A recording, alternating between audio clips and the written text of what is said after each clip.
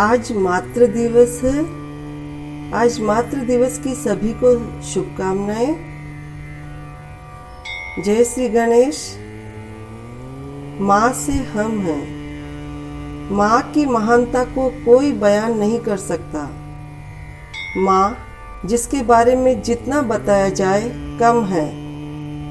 एक इंसान अगर किसी काबिल होता है तो उसके पीछे भी माँ के दिए संस्कार होते हैं। माँ भगवान का ही तो दूसरा रूप है, क्योंकि माँ भगवान द्वारा दिया गया वह तोहफा है जिसका मूल्य कोई नहीं लगा सकता। माँ की ममता के बारे में, उसकी अच्छाइयों को शब्दों में बयां कर दूं, ऐसी तो मेरी औकात ही नहीं है। कभी कभी तो लगता है अगर जीवन में माँ नहीं होती तो ये जीवन कितना बेरंग और कठिन हो जाता। माँ वो होती है जो मन की बात को जान लेती है, जो हमारी आँखों को अपनी आँखों से देखते ही जान लेती है कि दर्द है या खुशी। माँ वो एहसास है जिसे महसूस करके आदमी अपने आप को धन्य मानता है। तो भक्तों, हमारे भगवान श्री गणेश जी का भी श्री गणेश महापुराण के द्वितीय खंड के 3 अध्याय में अपनी माता पार्वती की आज्ञा का पालन करने के लिए शिव जी से युद्ध चल रहा है। तो चलिए, मातृभक्त गणेश जी कैसे अपनी माता की आज्ञा का पालन करते हुए अपना कर्तव्य निभा रहे हैं और माता पार्वती कैसे उनकी सहायता कर रही है।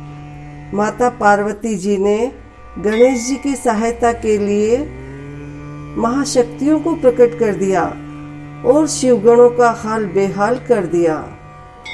तो अब शिव जी को युद्ध के लिए जाना पड़ रहा है। तो चलिए महापुराण में पढ़ते हैं आगे की कथा। द्वितीय खंड 3 अध्याय, शिव जी द्वारा युद्ध के लिए प्रस्थान।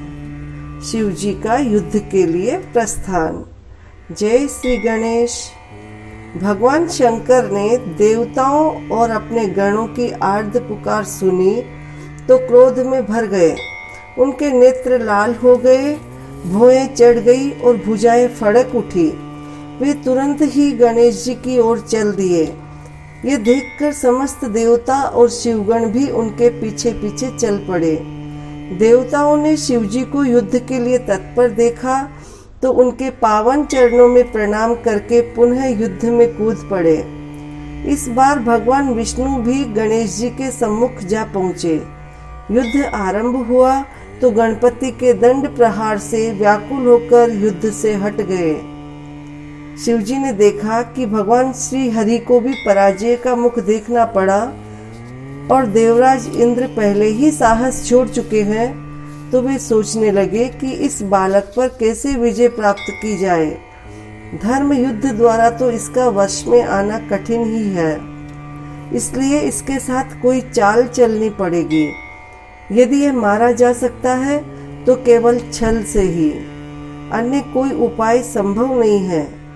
ऐसा निश्चय कर शिवजी अपनी विशाल सेना के मध्य जा खड़े हुए। उनके संकेत से भगवान विष्णु भी वहां आ गए। संगीत का वातावरण बना जिसमें शिवगणों ने नृत्य आरंभ कर दिया। तभी विष्णु बोले, नीलकंठ, आप ये तो मानते ही है कि इसे छल किए बिना मारना संभव नहीं है, तो मैं इसे मोहित किए देता हूँ। बस तभी आप इसका वध कर देना। शिवजी ने विष्णु का सुझाव स्वीकार कर लिया। त्रिलोकीनाथ श्री हरि के विचार को पार्वती जी की दोनों महाशक्तियों ने जान किया और वे गणेश जी को अपना पराक्रम प्रदान कर वहीं अंतर्ध्यान हो गई। इधर भगवान विष्णु शिव जी का स्मरण करते हुए गणेश जी को मोहित करने लगे। तभी शिव जी ने अपने हाथ में त्रिशूल उठाया और प्रहार करने को हुए। तभी गणेश जी ने अपनी महिमामयी माता पार्वती जी का स्मरण कर शक्ति प्रहार किया। वह शक्ति प्रबल वेग से जाकर लगी, जिससे उनके हाथ से त्रिशूल छूटकर धरती पर दूर जा पड़ा।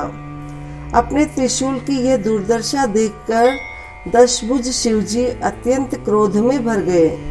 उन्होंने अपना धनुष संभालने का प्रयत्न किया। जब तक शरसंधान का प्रयत्न किया गया तब तक तो गणेश जी ने अपने परिधि का तीव्र प्रहार किया। इस प्रकार उनका वह धनुष भी दूर जा गिरा। बोले भक्तों, जय श्री गणेश। आज की कथा का समापन यहीं पर होता है। द्वितीय खंड तीसरे अध्याय की आगे की कथा का अगले एपिसोड में प्रस्तुति दी जाएगी। जब तक भगवान गणेश जी सभी को सुखी रखे, निरोग रखे, संपन्न रखे। जय श्री गणेश, जय जय गणेश। जय श्री गणेश, जय जय गणेश।